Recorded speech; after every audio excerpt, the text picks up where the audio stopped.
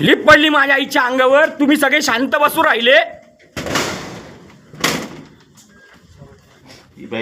बाप, अरे माझ्या आईचा जीव याच्यात गेला रे, माझ्या आईचा जीव याच्यात गेला।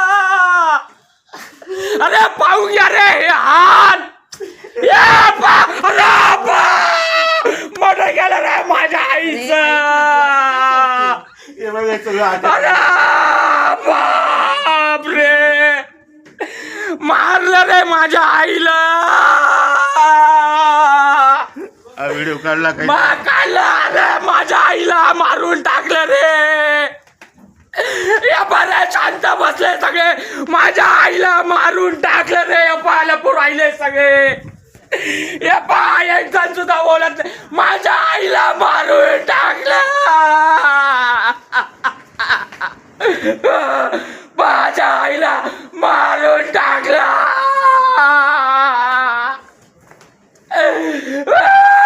आता काय बोलायला राहते, काय करू राहिलं तिला? अरे मारून टाकलं माझ्या आईला। लिप पाहिले मी बरं का, लिप पाहिली मी। कोणता डॉक्टर इकडे समोर असायला वाटकन? डॉक्टर नाही का इथं कोणीच? इथं कोणी डॉक्टर नाही का? लाईव्ह चालू आहे बरं का। मेडिकल कॉलेजला कोणी डॉक्टर नाही, कोणी सांगायला तयार नाही का माझ्या आईचा जीव कोणी घेतला। दिल्ली 8 वाजता कामावर आली।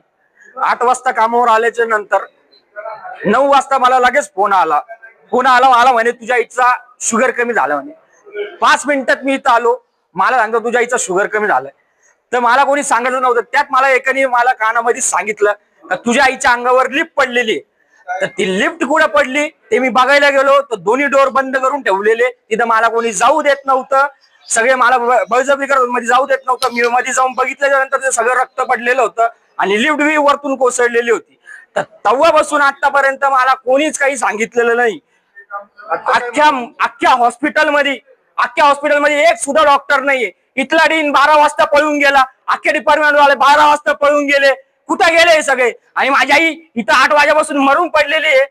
या डॉक्टर म्हणतात तुझी आई जिवंत आहे, मग मरून इथं सगळे तिचं आयसीयू मधले सगळे मीटर डाऊन आम्हाला चुत्या काढून राहिले का तुझी आई जिवंत आहे? आणि मग मीटर डाऊन कस काय सगळे? आम्ही काय चुत्या दिसलो का? आता काय भूमिका तुमची?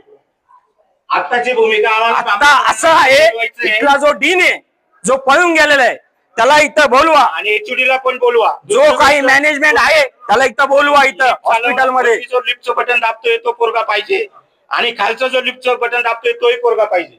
यांनी मान